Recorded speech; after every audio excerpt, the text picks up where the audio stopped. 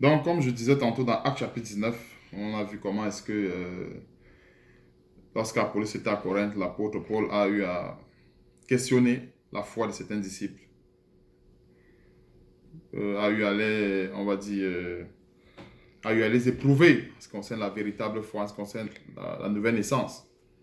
Déjà, ce qu'on peut comprendre là-dessus, c'est que ce n'était pas pour rien, ce n'était pas question de les rabaisser, ou bien ce n'était pas question de les exposer, mais c'était question justement de les, de les donner ce qu'il fallait les donner selon la parole de Dieu. Et nous voyons que ce qu'il y a de bien, ça c'est un premier point en passant que je voulais souligner, dans les chrétiens, en les chrétiens, bien en la foi des chrétiens du premier siècle, c'est qu'en fait il y avait cette soif-là de la parole de Dieu. C'est cette même soif aujourd'hui qui a vraiment disparu.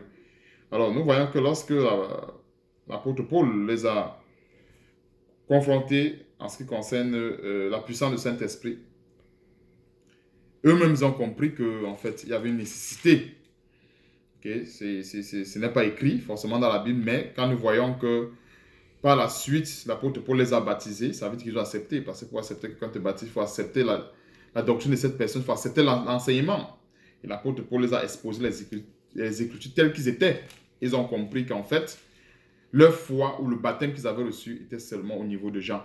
Il était question que l'apôtre Paul complète cela par la puissance du Saint-Esprit. Dans l'autre aspect, ce que je voulais dire, c'est que ce que je voulais ajouter, c'est que le Saint-Esprit ne se donne pas seulement par imposition des mains.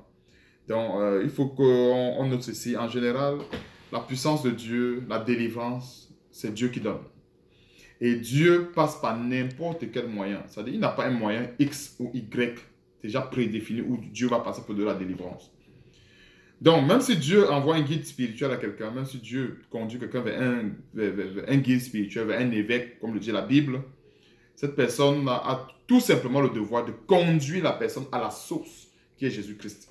Maintenant, c'est le Seigneur, justement, qui fait toutes choses en lieu et place même du guide. Parce que normalement, aujourd'hui, quel est le rôle du Saint-Esprit? C'est de nous enseigner. Le rôle du Saint-Esprit, en fait, c'est de nous ouvrir quelque part l'intelligence pour que nous puissions comprendre ces choses. C'est pour ça qu'on a besoin de cette puissance. Parce que très souvent, on peut lire la parole de Dieu sans Saint-Esprit. En lisant le Saint-Esprit, ce n'est pas la même chose. Bon, on va aller voir notre aspect rapidement dans Actes chapitre 10. On va voir, c'était chez Corneille. On va voir comment est-ce qu'un ange du Seigneur a apparu à Pierre, lui donnant une mission d'aller chez Corneille, qui est la figure des incirconcis. Hein, qui est cette figure-là, et il avait pour mission justement d'aller leur donner l'eau de la parole, d'aller leur donner la puissance de Dieu. Et plus loin, au verset 44, on dit, la Bible dit, quand Pierre prononçait encore ces mots, le Saint-Esprit descendit sur tous ceux qui écoutaient la parole. Hein, c'est un point qui est très important. Alors, la Bible dit la foi vient de ce qu'on entend, et ce qu'on entend vient de la parole de Dieu. Donc, on ne peut pas avoir la foi déjà si on n'a pas entendu. C'était ça le problème dans Actes chapitre 19. Hein? Ces disciples-là avaient seulement eu le baptême des gens parce qu'ils n'avaient même pas déjà entendu. Donc, le processus de la foi ne pouvait même pas être enclenché parce qu'ils n'avaient même pas entendu la parole. Mais ici, nous voyons au verset 44 que comme Pierre prononçait encore la parole, ça veut dire que Pierre est en train de les évangéliser. C'est pour ça qu'en fait, je nous convie à... C'est même bien de lire tout le chapitre, mais si je ne le lis pas, c'est pour ne pas être très long. Je ne veux pas que l'enseignement soit très long. Je veux juste passer à l'essentiel pour que le peuple de Dieu comprenne ce qui est essentiel. Donc, l'apôtre a prêché, montré comment est-ce que Dieu a pourvu à ce plan de rachat, comment est-ce que Dieu a suscité des serviteurs, comment est-ce que Dieu a envoyé son fils, ainsi de suite, ainsi de suite. C'est pas mal le même évangile que tous les apôtres ont fait lorsqu'ils étaient en face des non-croyants. Et c'est la même chose que nous faisons aujourd'hui. On ne crée pas autre chose. L'objectif, c'est de faire comprendre aux gens que, en fait, la souffrance ou les malédictions qu'ils vivent aujourd'hui sont tout simplement sans objet.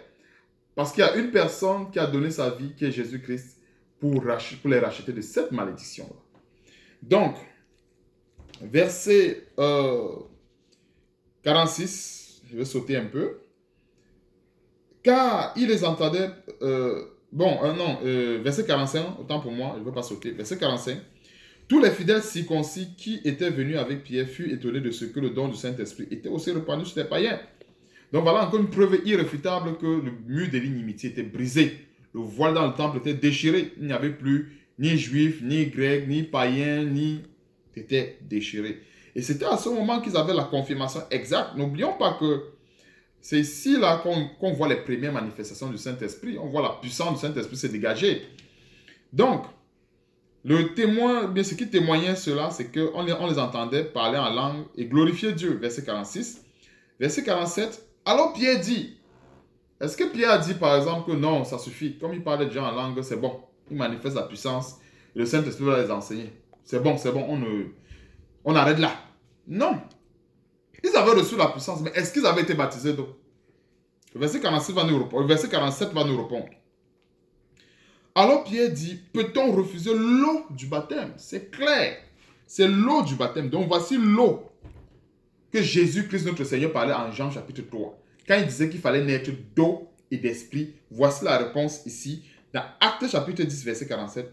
Moi, j'insiste là-dessus, c'est pour éclairer la lanterne de plusieurs qui se disent que cette eau du baptême, bien cette eau que Jésus parle, c'est soit la poche d'eau d'une femme qui lorsqu'elle accouche, ou bien tous ces raisonnements en fait que les fausses doctrines ont amenés pour détourner les véritables chrétiens du vrai évangile.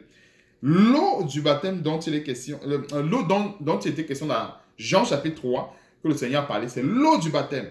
C'est pour ça que Pierre dit, peut-on refuser l'eau du baptême à ceux qui ont reçu le Saint-Esprit aussi bien que nous? Verset 48. Et il ordonna qu'ils fussent baptisés au nom du Seigneur, sur quoi il priait de rester quelques jours auprès d'eux. Donc, ils avaient reçu la puissance du Saint-Esprit par le baptême de feu, juste par le fait qu'ils ont entendu, par le fait qu'ils ont écouté la parole de Dieu. Mais écouter avec beaucoup d'intérêt. Parce que lorsque nous écoutons la parole de Dieu avec beaucoup d'intérêt, beaucoup d'affection, elle nous délivre. C'est automatique. Maintenant, donc, au verset 47, l'apôtre Pierre pouvait dire tout simplement, ça suffit. Bon, ils parlent déjà en langue, ils sont enfants de Dieu. Mais, il manquait une étape, l'eau du baptême. C'est ça que Jésus-Christ nous a enseigné. Lui-même, en allant se faire baptiser par celui qui était inférieur à lui, c'est-à-dire Jean-Baptiste, c'était l'eau du baptême. Donc, ce n'est pas un tabou. Pour la nouvelle naissance, il y a des éléments qui doivent être réunis. Je répète encore. Il y a la repentance, comme le dit Actes chapitre 2. La repentance. Et ça passe par la confession. Que dit Romains chapitre 10, verset 9 à 10. C'est pour ça qu'il est écrit, si tu confesses de ta bouche et si tu crois dans ton cœur. Ça, c'est la repentance. On confesse quoi de la bouche? Les péchés. On croit que Jésus-Christ est mort sur la croix pour nous sauver de nos péchés. Ça, c'est toujours la repentance. Maintenant, dans l'eau du baptême, c'est autre chose. Et maintenant, la puissance du Saint-Esprit en est aussi l'autre. Donc, de manière plus claire, de manière encore plus limpide, il y a ces éléments-là qui doivent être réunis pour que justement, on soit pleinement qualifié comme enfant de Dieu, c'est-à-dire une bonne repentance qui passe par Romains chapitre 10, verset 9 à 10.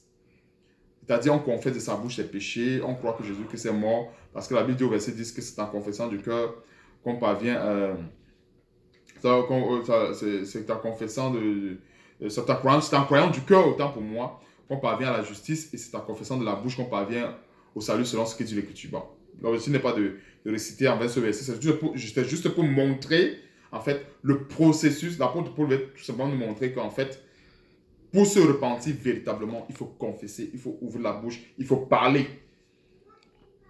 Donc, l'autre point, ensuite, c'est le baptême d'eau. Et le dernier point, c'est le baptême de feu, qui est la puissance du Saint-Esprit. Maintenant, allons encore regarder un autre aspect. Dans Actes chapitre 8, ici, il s'agit de Philippe et l'eunuque. Et on va s'arrêter au verset... on va faire le verset 35 à 37. Dans Actes chapitre 8, verset 35 à 37, il est écrit: alors Philippe, ouvrant la bouche et commençant par ce passage, lui annonça la bonne nouvelle de Jésus. Ça commence déjà par là. Lorsqu'un croyant doit être converti, on le convertit sous la base de la bonne nouvelle. Ce n'est pas viens à l'église, on va te baptiser, viens, tu vas devenir enfant de Dieu et tout ça, enfant machin. Non.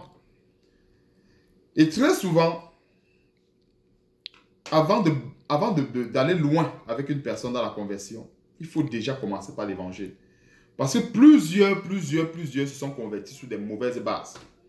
Il y a plusieurs assemblées qui convertissent des gens pour les amener à être plutôt des prosélytes et non à être les vrais disciples du Seigneur Jésus-Christ. Je répète, ceci c'est très important. On ne convertit pas des gens pour qu'ils nous suivent. On convertit les gens au Seigneur Jésus-Christ pour qu'ils suivent Jésus-Christ. Et c'est pour cela que, comme les apôtres, nous sommes astreints de copier ces bases. C'est du copier-coller. Éphésiens chapitre 2, verset 20. On ne bâtit pas sur notre fondement. On bâtit sur le fondement des apôtres et des prophètes.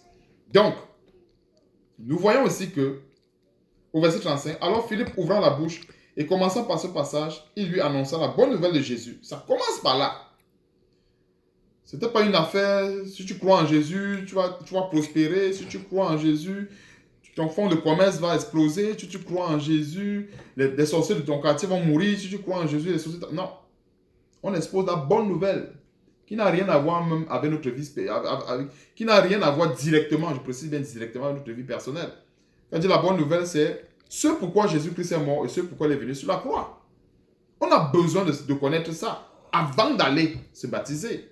Le chrétien a besoin de savoir que le chemin dans lequel il s'engage, c'est le chemin de la sanctification, c'est le chemin de la repentance, c'est le chemin où il ne doit pas avoir de péché. Et ça commence d'abord par là. Maintenant, verset 36. Comme ils continuaient leur chemin, ils rencontraient de l'eau, et l'eunuque dit, voici de l'eau. Ce n'est pas Philippe qui s'est précipité à baptiser l'eunuque. Je veux bien qu'on note ces petits points.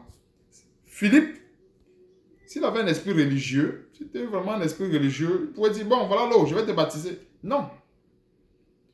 On comprend bien que l'eunuque avait bien assimilé l'évangile que Philippe lui avait donné. Sinon, la suite ne devait pas se faire. Et Philippe n'a pas forcé l'eunuque non plus. Il n'a pas dit, voilà l'eau, je vais te baptiser. Donc, l'eunuque dit, c'est-à-dire celui qui a reçu l'évangile de Jésus-Christ, précise bien, voici de l'eau, qu'est-ce qui empêche que je sois baptisé? Alors, Philippe peut se rassurer vraiment qu'il s'engageait vraiment avec Jésus-Christ, notre Seigneur. Il dit, Philippe dit, si tu crois, c'est-à-dire Romains chapitre 10, à partir de verset 9 à 10, si tu crois de tout ton cœur, cela est possible. L'eunuque répondit, je crois que Jésus-Christ est le Fils de Dieu. Donc, quand il a accompli Romains chapitre 10, verset 9 à 10, qu'est-ce qui se passe? C'est le baptême. C'est la naissance d'eau qui commence. Donc, au verset 38, il fit arrêter le char, Philippe et l'eunuque descendit tous les deux dans l'eau, et Philippe baptisa l'eunuque. Quand il fut sorti de l'eau, l'Esprit du Seigneur enleva Philippe et l'eunuque ne le vit plus. Bon, on voit que Philippe a été mandaté pour une mission précise. Il a accompli cette mission, c'est-à-dire baptiser l'eunuque d'eau, et puis l'eunuque a continué son chemin. Certainement, il y a un autre disciple du Seigneur qui a continué au travail jusqu'au Saint-Esprit, certainement. Ou bien Dieu lui-même a complété.